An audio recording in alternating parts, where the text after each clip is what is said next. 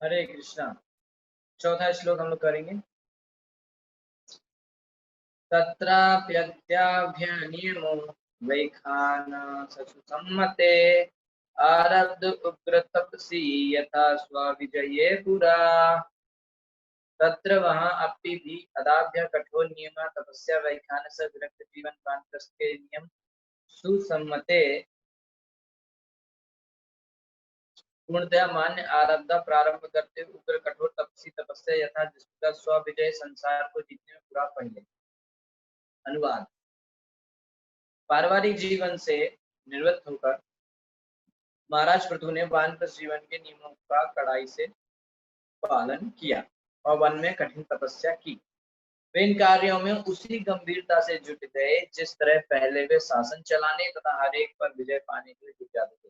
तो जब गृहस्थ आश्रम में थे, राजा थे, तो उस समय जिस गंभीरता और लगन से उन्होंने राज्य किया भगवान की सेवा मानकर, उसी तरीके से अब वो वानप्रस्थ आश्रम में जो है कठिन तपस्या करने लगे और वानप्रस्थ जीवन के नियमों का पालन करने लगे। तो तात्पर्य में श्री प्रभुपाद जी बता रहे हैं कि जिस तरह पारिवारिक जीवन बिताते समय सक्रिय रहना अत्यावश्यक है। पारिवारिक जीवन में है तो उस समय भी सक्रिय रहने का, तो घर वाले भूखे मर रहे हैं, हम पड़े हुए हैं, ऐसा भी नहीं, एक्टिव रहना चाहिए। उसी तरह पारिवारिक जीवन से जब निर्वृत्त हो जाए, छोड़ के भगवान की भक्ति करने लगे, उस समय भी मन तथा इंद्रियों को बस में रखना आवश्यक है। ठीक है, अभी सही समय पे सही काम करो। जब परिवार जीवन की जिम्मेदारियां हैं तो वो करो। फिर जब परिवार जिम्मेदारियां जब तक है, जैसे बच्चे छोटे छोटे हैं, सब है, तो जिम्मेदारियां हैं तो उनको निभाना चाहिए। उसके बाद अब बच्चे, शादी हो गई है, वो अपना नौकरी कर रहे हैं, सब कर, फिर भी पीछे लगे तो गलत है। उस समय भक्ति में लग जाना चाहिए सब कुछ। अब ये सही सिस्टम है। ठीक है, तो ऐसा तभी संभव है जब मनुष्य अपने आप को पूरी तरह भगवान की भक्ति में लगाए रखे। वास्तव में वैदिक सामाजिक व्यवस्था का उद्देश्य मनुष्य को अंततः भगवान के धाम वापस जाने के योग्य बनाना है। ठीक है, पूरे वैदिक सभ्यता का एक लक्ष्य है कि किसी तरीके से व्यक्ति कहाँ भगवान के धाम जाए। ठीक है, गृहस्थ आश्रम एक प्रकार से नियमित जीवन के साथ साथ इंद्रिय तृप्ति के लिए छूट है। इसका उद्देश्य जीवन के बीच में ही विरक्त होकर तपस्या में पूरी तरह से संलग्न होना है, जिससे सदा सदा के लिए भौतिक इंद्रिय तृप्ति छुटकारा मिल जाए। फलता जीवन की वानप्रस्थ अवस्था में तपस्या पर अत्यंत बल दिया जाता है। ठीक है, तो गृहस्थ आश्रम में थोड़ा बहुत इंद्रिय तृप्ति का भी छूट दिया है और उसके बाद व्यक्ति को विरक्त हो जाना चाहिए और पूरी तरीके से भगवान की भक्ति में तपस्या में लग जाना। ठीक है, फलता जीवन की वानप्रस्थ अवस्था में तपस्या पर बल दिया गया। तो वानप्रस्थ माने 50 साल के बाद की अवस्था है, उसमें कठोर तपस्या करके भगवान का भजन कीर्तन श्रवण कीर्तन करके भगवान को प्रसन्न करने का प्रयास करना चाहिए। महाराज पृथु ने वानप्रस्थ जीवन के समस्त नियमों का सही सही पालन किया, जिसे वैखानस आश्रम कहते हैं। वैखानस महत्वपूर्ण है क्योंकि वानप्रस्थ जीवन में विधि विधानों का भी कठोरता से पालन किया जाता है। कुछ शब्दों में महाराज पृथु जीवन के हर क्षेत्र में आदर्श चरित्र थे। महाजनों ज्ञान कथा संपन्न था। मनुष्य को चाहिए कि महापुरुषों के पद चिन्हों पर चले। बड़े बड़े महान भक्तों ने जिस तरह से रास्ता दिखाया है, उनके बताए रास्ते पर हमें चलना चाहिए। इस प्रकार महाराज पृथु के आदर्श चरित्र का अनुसरण करके कोई भी इस जीवन में अथवा सक्रिय जीवन से निवृत्त होकर होने पर पूर्ण बन सकता है। इस प्रकार शरीर को त्याग कर मनुष्य मुक्त हो सकता है और भगवान के धाम जा सकता है। महाराज पृथु ने देखो बढ़िया से राज्य भी किया, पत्नी है, बच्चे हैं, सब अच्छे से किया, सबका ध्यान रखा और बाद में तपस्या करके भगवान के धाम भी गए। तो ये आदर्श जीवन है। बढ़िया, अपना एक समय तक परिवार की जिम्मेदारियां व्यक्ति करे और उसके बाद वानप्रस्थ ले ले, भगवान की भक्ति करे, संन्यास ले, भगवान धाम जाए। लेकिन आज रिस्क क्या है? प्रहलाद महाराज ने समझाया कि देखो गृहस्थ आश्रम में जाके फंस सकता है। अगर उसने वहां पे गड़बड़ किया तो वो गांठ इतनी कठोर होती है, इतनी तगड़ी गांठ बनती है कि उसको काट पाना मुश्किल है। तो फिर बस गृह आत वृत्ते से वो पत्नी, बच्चे, गाड़ी, बंगला, घर, इसमें बड़ा कठोर है ये बंधन। आदमी जाता है, आजकल देखा नहीं आपने, आजकल जाओ आप वृंदावन जाओ, मान लो मायापुर, वृंदावन, बद्रीनाथ, कहीं भी जाओ, तो आदमी वहां पहुंचेगा वृंदावन में, मान लो ट्रेन से उतरा, पहले ही फोन लगाएगा, हाँ भैया पहुंच गए हैं, वहां सब ठीक है।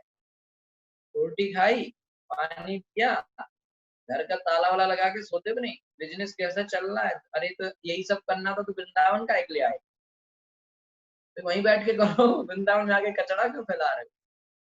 वृंदावन आए हो तो भक्ति के लिए आए हो, भक्ति करो। लेकिन आजकल आदमी छोड़ ही नहीं पाता।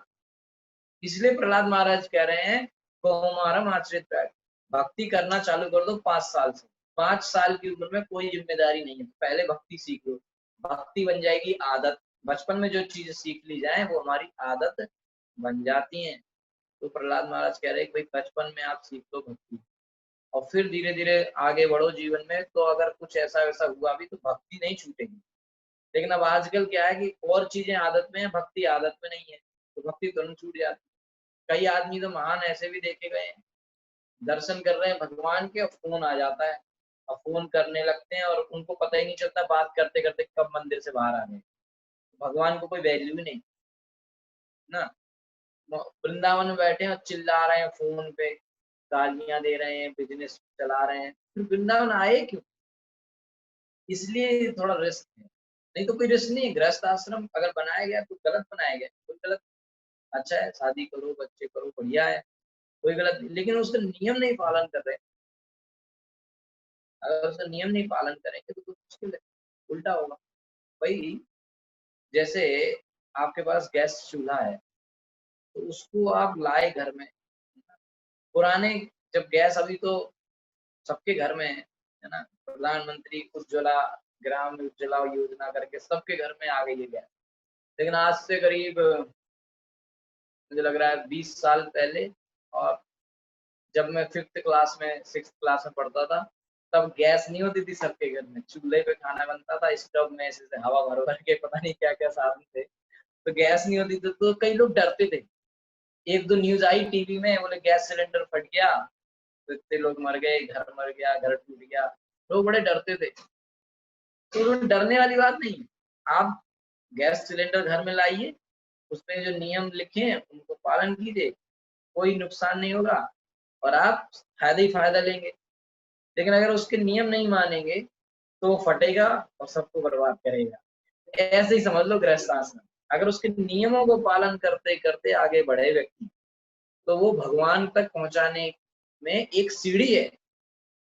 लेकिन अगर उसके नियम नहीं पालन किए गए तो फट जाता है सिलेंडर जैसा, और सब बर्बाद हो जाता है। ठीक है, तो इस तरीके से जो है हमको बड़ी गंभीरता से इस बात को समझना चाहिए कि शास्त्रों के नियमों का पालन होना चाहिए। ठीक है, और इसीलिए प्रहलाद महाराज कह रहे हैं कि बचपन से कम 2 चीज तो व्यक्ति सीखे, और जो अब नहीं सीख सकते तो कम से कम अपने बच्चों को सिखाएं। अब तो बचपन में वापस नहीं जा सकते, तो अपने बच्चों को सिखाएं। 2 चीज, एक भगवान की कथा का नित्य श्रवण, नित्यम भागवत सेव्या, भागवत में ये आदेश दिया गया है मनुष्य को कि हर दिन भागवत सुननी चाहिए। ये बहुत इंपॉर्टेंट चीज है, भागवत ने बिल्कुल साफ साफ बताया, फिर भी हमें समझ नहीं आता। भागवत ने नष्ट प्रायेषु अभद्रेषु नित्यम भागवत सेव्या, हमारे जीवन में जितनी अभद्र चीजें हैं, अशुभ चीजें हैं, उल्टी सीधी बातें हो रही हैं, दुख परेशानियां हैं, तो ये सब नष्ट हो जाएंगी। कैसे? नित्यम भागवत सेव्या, रोज भगवान की सेवा करो। कैसे? भागवत पढ़ के, भागवत सुन के। भागवत की सेवा कैसे कर सकते हैं? उसको सुन के, तो रोज सुनना है। तो भागवत सेवा करने से हमारे जो है अभद्र चीजें हमारे जीवन धीरे धीरे, जिस श्रद्धा से आप सुनेंगे उस श्रद्धा से जीवन में गलत चीजें, अशुभ चीजें खत्म होती जाएंगी। है भगवती उत्तम श्लोक है, भक्ति भगवती नष्ट, और भगवान श्री कृष्ण उत्तम श्लोक, भगवान श्री कृष्ण के प्रति आपकी भक्ति कैसी हो जाएगी? नष्ट की हो जाएगी, मैंने आपकी भक्ति को कोई हिला नहीं सकेगा। इसलिए जो है कथा का श्रवण और हरि नाम का जप, हरे कृष्ण कृष्ण कृष्ण हरे हरे, हरे राम राम राम हरे हरे, इस महामंत्र का जप, ये 2 चीज बिल्कुल बचपन से सिखा देनी चाहिए। ठीक है, Hare Krishna, thank you so much. जय ग्रंथराज भागवत की जय, अनंत की जय। 4 मिनट बचे हैं, मैं आपको कल के बारे में बता देता हूँ। कल है बहुत अच्छा त्योहार है, गुरु पूर्णिमा है, कल भी शायद मैंने बताया था। तो गुरु पूर्णिमा है, गुरु पूर्णिमा माने उस दिन गुरु की पूजा होती है। तो वैसे जिनको ज्यादा डिटेल नहीं है उनको शॉर्टकट में समझाने का ऐसे समझ सकते हैं, जैसे टीचर्स डे होता है ना, जनरल टीचर्स डे होता है भौतिक मॉडर्न उसमें सिस्टम में, जो लोग हमें मॉडर्न एजुकेशन सिखा रहे हैं वो टीचर हैं, वो टीचर डे पे स्टूडेंट जाके बच्चे जाके कुछ गिफ्ट देते हैं एजुकेशन, है ना, टीचर्स डे। तो आध्यात्मिक उसमें आप उसको ऐसे टीचर्स डे जैसे समझ सकते हैं, गुरु पूर्णिमा मैंने उस दिन गुरु की पूजा होती है, ठीक है। एक्चुअली में समस्त गुरुओं के जो हेड हैं वो व्यासदेव हैं, क्योंकि सारा ज्ञान उन्होंने किया है। व्यासदेव ने ज्ञान नारद जी से किया, नारद जी ने ब्रह्मा जी से, ब्रह्मा ने कृष्ण से। ये है ज्ञान की परंपरा, आध्यात्मिक ज्ञान की परंपरा।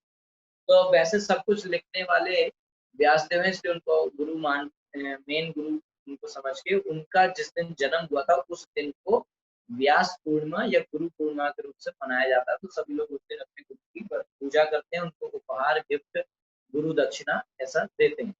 तो कल वो दिन है गुरु पूर्णिमा का, ठीक है। भारत के टाइम के हिसाब से बता रहा हूँ, और देशों के समय में अलग अलग हो सकता है, तो वो लोग अपने टाइम देख लें। इस कहीं कहीं आज भी था, ऐसे भक्त ने बताया। तो मतलब अभी उनके देश में शुरू हो गया है, हमारे यहाँ पे कल सुबह से शुरू होगा गुरु पूर्णिमा। तो आप लोग अपने गुरु का कल कुछ सेवा कर सकते हैं। गुरु माने जिससे आप आध्यात्मिक ज्ञान सीखते हैं, तो सेवा कर सकते हैं उनकी। अगर आपको पता है कि उनको कैसे प्रसन्न करना है तो आप वो चीज़ कर सकते हैं, नहीं पता तो आप उनसे स्वयं पूछ सकते हैं कि हम आपके लिए क्या करें। इस तरीके से हमें एक्चुअली में ये दिन ऐसा दिन है, जिस दिन हमने जो कुछ भक्ति में सीखा है उसके बदले में कुछ हम आभार व्यक्त करना, वो आपका तरीका है कैसे करें। तो इस तरीके से गुरु पूर्णिमा में हम सब लोगों को ऐसा करना चाहिए, ठीक है। तो सबसे अच्छा तरीका होता है कि गुरु जो करना चाहते हैं उसमें हम उनका सहयोग करें, तो उन्हें बड़ी प्रसन्नता होती है। इसलिए एक और उसी में अनाउंसमेंट है, तो हमारे गुरु महाराज परम पूज्य जयप्रकाश गोसाई महाराज की प्रसन्नता के लिए कल से हमने एक नया, क्योंकि हमारे गुरु महाराज कहते हैं कि खूब प्रचार करो, कृष्ण भक्ति लोगों को बताओ, सिखाओ, उससे मुझे प्रसन्नता होती है। तो उनके चरण कमलों में अर्पण करने के लिए, उनकी प्रसन्नता के लिए कल से हम भगवत गीता का एक नया कोर्स शुरू कर रहे हैं, सुबह 7:30 से 8 बजे अंग्रेजी में, और आधे घंटे का।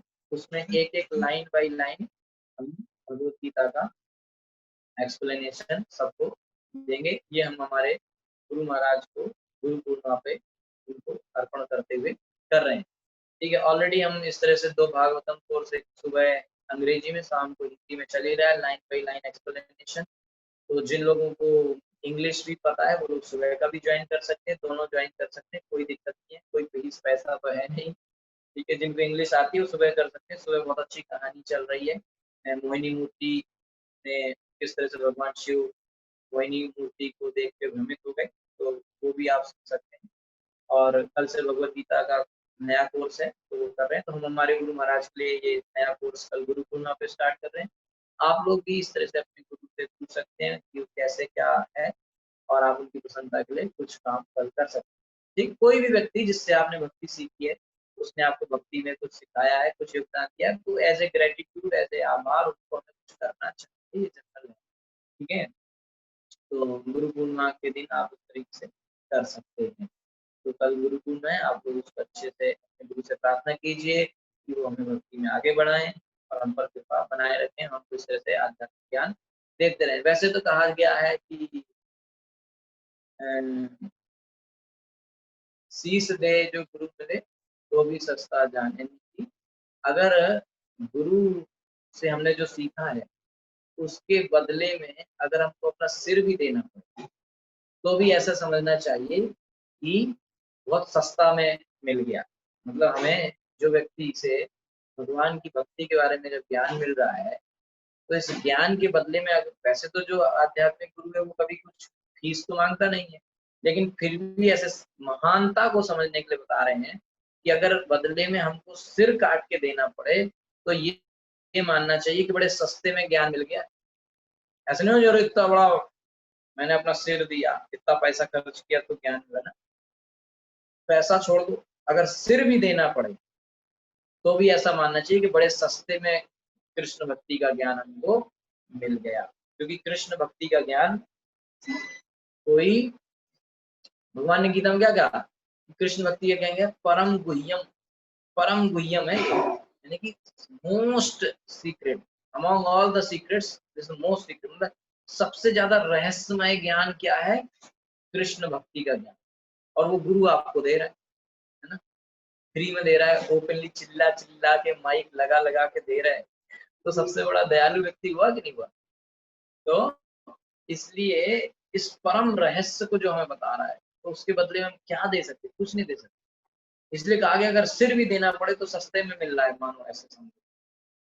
ठीक है, तो फिर भी हम अपने, तो एक गुरु पूर्णिमा कल है, और तो इसलिए आप मनाएं। उस दिन गुरु की पूजा होती है, और हमारे इस्कॉन के सिस्टम में जिस दिन हमारे गुरु का बर्थडे होता है उस दिन भी हम उसकी पूजा करते हैं, और उस दिन को व्यास पूजा कहते हैं। ठीक है, और वैसे कल हमारे इस्कॉन के और जो राधा कृष्ण की जो भक्ति करने वाले हैं उनके लिए एक और महत्वपूर्ण दिन है, क्योंकि कल श्रीपाद सनातन गोस्वामी का तिरुभाव तिथि है। कल के दिन वो भगवत धाम गए, तो उसी उपलक्ष्य में एक इंटरेस्टिंग इंफॉर्मेशन आपको बता देता हूँ। आप लोगों ने सुना होगा वृंदावन में गोवर्धन मेला होता है, बहुत बड़ा मेला होता है गोवर्धन मेला। स्पेशल ट्रेन वगैरह चलती है, इस साल तो शायद वहां नहीं चलाई जा रही है क्योंकि कोरोना की वजह से सब बंद है, पर हर साल वहाँ बहुत भीड़ होती है, लाखों लोग आते हैं गोवर्धन की परिक्रमा करने। तो क्यों ऐसा होता है? क्योंकि सनातन गोस्वामी जब यहाँ रहते थे वृंदावन में, तो उस समय जिस दिन उन्होंने शरीर त्याग किया, उस दिन सारे ब्रज के लोग बड़े दुखी हुए, क्योंकि सभी लोग सनातन गोस्वामी से बड़ा प्रेम करते। तो उनके दुख की वजह से, उनके जाने की वजह से सबने अपना सिर मुड़वाया। तो इसलिए इस पूर्णिमा का नाम पड़ गया मुड़िया पूर्णिमा। आप लोगों ने, जो लोग वृंदावन के आसपास के हैं वो जानते होंगे, इस पूर्णिमा को बोलते हैं मुड़िया पूर्णिमा। क्यों? क्योंकि सनातन गोस्वामी के तिरुभाव के दुख में सबने अपना सिर मुंडन करवाया, पूरे ब्रज ने। एक चीज, दूसरी चीज, आषाढ़ महीने की पूर्णिमा, इसलिए आषाढ़ी पूर्णिमा भी बोलते हैं। तीसरा चीज, व्यास देव का जन्म हुआ, इसलिए गुरु पूर्णिमा भी बोलते हैं। तो गोवर्धन मेला का क्या चक्कर है कि सनातन गोस्वामी हर दिन गोवर्धन की परिक्रमा करा करते थे। तो जिस दिन उनका तिरुभाव हो गया, यानी कि वो शरीर छोड़ के चले गए, उस दिन ब्रजवासियों ने उनके शरीर को लेके और परिक्रमा किया गोवर्धन की। तो पूरे ब्रज ने परिक्रमा किया, आगे आगे सनातन गोस्वामी के शरीर को लेके गए और सबने परिक्रमा किया। और फिर उनकी याद में, सनातन गोस्वामी की याद में, हर साल वो ब्रजवासी गोवर्धन की परिक्रमा करने लगे उस दिन, पूर्णिमा के दिन। ठीक है, तो तब से वो सिलसिला चल गया, प्रथा चल गई, आज तक वो गुरु पूर्णिमा वाले दिन गोवर्धन की परिक्रमा का प्रथा आज भी है। अब कालांतर में शिक्षा, आध्यात्मिक शिक्षा के अभाव की वजह से बहुत सारे लोग जो गोवर्धन परिक्रमा में आते हैं व्यास पूर्णिमा, गुरु पूर्णिमा के दिन, वो लोग जानते नहीं इस बात को कि ये हम परिक्रमा कर क्यों रहे हैं, ये सनातन गोस्वामी की याद में की जाती है, ये नहीं जानते, पर फिर भी कर रहे हैं, अच्छा कुछ तो फायदा मिलेगा। ठीक है, तो व्यास देव की उस वजह से मुड़िया पूर्णिमा बोलते हैं, उसी वजह से परिक्रमा होती है गोवर्धन की। और व्यास देव का जन्म हुआ इसलिए उसको व्यास पूर्णिमा बोलते हैं, व्यास देव को मेन गुरु मानते हैं इसलिए गुरु पूर्णिमा बोलते हैं। इस तरीके से कल के दिन के कई नाम हैं, एक ही दिन है, और इसका महत्व जो है बहुत बड़ा है, और सीधा ये महत्व हमारी परंपरा से कनेक्टेड है, क्योंकि हम व्यास देव की परंपरा। ठीक है, और हम सनातन गोस्वामी की परंपरा में, क्योंकि सनातन गोस्वामी व्यास देव परंपरा, तो हमारे लिए बहुत ही इम्पोर्टेंट दिन है। ठीक है, और कल के दिन में अच्छे से साधना करना चाहिए, सब करना चाहिए, क्योंकि हमको जो ज्ञान नहीं है ना, भगवान और हमारे बीच का जो संबंध है, इस ज्ञान को हम जानते नहीं है, इसलिए हम माया में पड़े से हुए हैं। ठीक है ना, हमें नहीं पता कि भगवान हमारे मालिक हैं और हम उनके दास हैं। हमको तो लगता है हम तो इनके बच्चे हैं, हम इनके पति हैं, हम इनकी पत्नी हैं, हमको ये ज्ञान है। हम तो मैनेजर हैं, हम तो हिंदू हैं, हम तो मनुष्य हैं, हम तो लड़का है, हम तो लड़की है, हम तो ब्राह्मण है, हम तो शूद्र है। हमको तो ये ज्ञान है अपने बारे में। तो असली ज्ञान क्या है? जीवेर स्वरूप कृष्ण दास। असली ज्ञान तो है कि हम कृष्ण के दास हैं। समझ में आ रहा है? जो असली ज्ञान है कि हम कृष्ण के दास हैं, ये ज्ञान को तो हम भूल गए हैं। इसी ज्ञान को कहते हैं संबंध ज्ञान। हमारा कृष्ण से क्या संबंध है, इसे कहते हैं संबंध ज्ञान। तो इस संबंध ज्ञान को जो हमें रिवील कर सकता है हमारे हृदय में, ये संबंध ज्ञान प्रकाशित कर सकता है। ठीक है, तो ये संबंध ये संबंध ज्ञान को हमारे हृदय में जो प्रकाशित कर सकता है वही श्रीपाद सनातन गोस्वामी हैं। इसलिए कल उनका दिन है, तिरुभाव दिन है, तो हम कल सनातन गोस्वामी जी से ये प्रार्थना भी कर सकते हैं कि वो हमें संबंध ज्ञान दें। कृष्ण से हमारा क्या संबंध है, इसको हमें साक्षात्कार कराएं। इस तरीके से कल का बहुत इंपॉर्टेंट दिन है। आप लोग इसमें अच्छे साधना कीजिए, अपने गुरु से प्रार्थना कीजिए, अपने गुरु को आभार व्यक्त कीजिए, और जिन जिन से भी आपने भक्ति में कुछ सीखा है, सबके लिए आप कुछ ना कुछ जो है एज ए ग्रेटिट्यूड, आभार के रूप में कुछ उनके लिए कीजिए। हरे कृष्णा। ग्रंथ राष्ट्र भागवतम की जय, गुरु पूर्णिमा महामहोत्सव की जय, शिल भगवान की जय। किसी का कोई छोटा सा प्रश्न है, कुछ है तो आप पूछ सकते हैं। थोड़ा गुरु पूर्णिमा के बारे में बताने की वजह से मैंने 7-8 मिनट एक्स्ट्रा ले लिया, सॉरी। अगर कोई प्रश्न है तो आप पूछ सकते हैं। हरे कृष्णा गुरु जी। हरे कृष्ण। जो समाचार था वो सही था क्या? लग तो रहा है, maybe we can discuss that separately. Okay okay, thank you. Okay, Hare Krishna.